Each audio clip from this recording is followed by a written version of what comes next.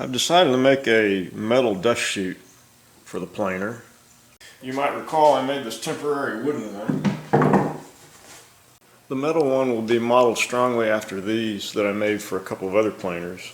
This is on a Delta 18-inch wedge bed, and then this is on a Yates American J180. So I would say the dust chutes basically consist of two components. One is a base that mounts to the planer and serves to guide and contain the chips.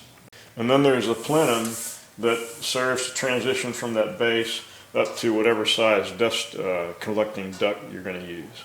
The base needs to establish a rectangular area that the cross section is about the same area as the duct work that you're going to use to connect to it. In the case of these 18-inch planers with a 6-inch diameter duct, this duct comprises an area of about 28¼ square inches. So the rectangular transition down here at the bottom needs to comprise about 28¼ square inches. In the case of the B244, I'm going to be using an 8-inch duct, and so that 8-inch duct equates to about 50¼ square inches.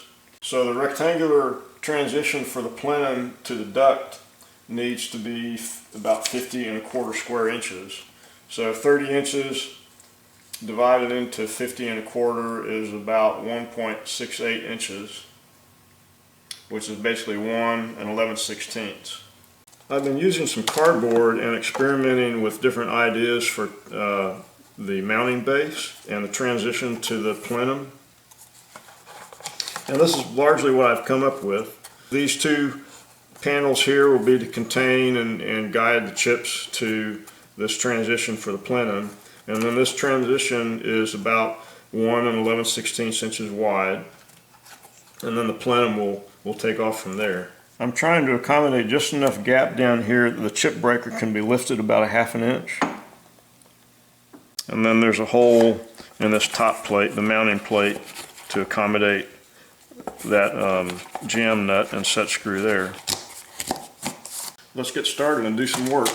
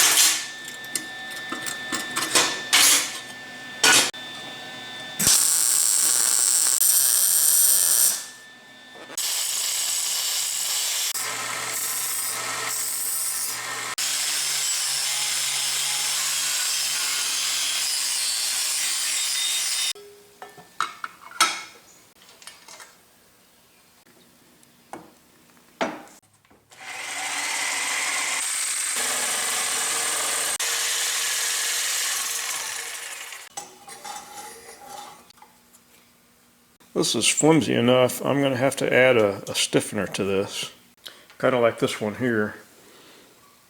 So I could cut a length of my 16 gauge sheet stock and then take it over to my friend Dick's and put it on his handbrake. But I think I'm just going to use this old machine tool stand. It's a slightly heavier gauge anyway, and I'll just cut it to size for the stiffener.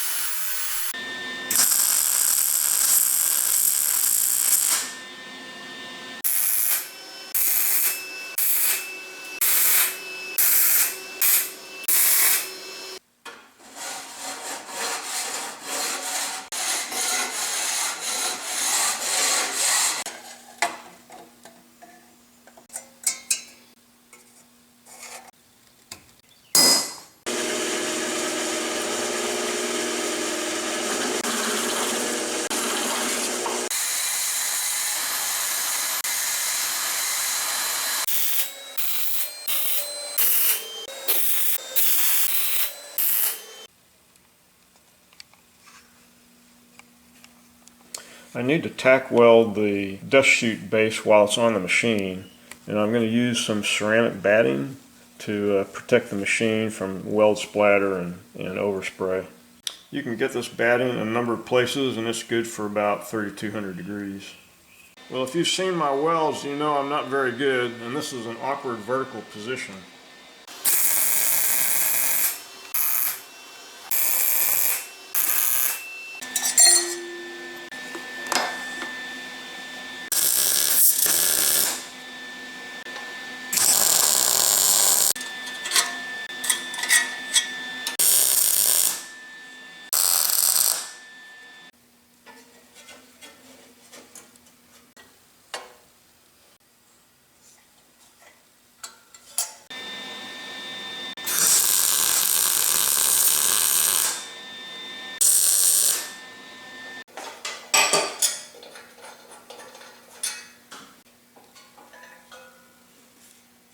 So that's the dust collector base, just tack welded together for now.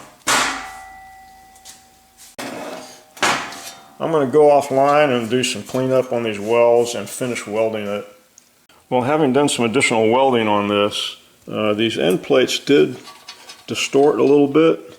So I don't know if you can see this, but that hole does not really line up anymore.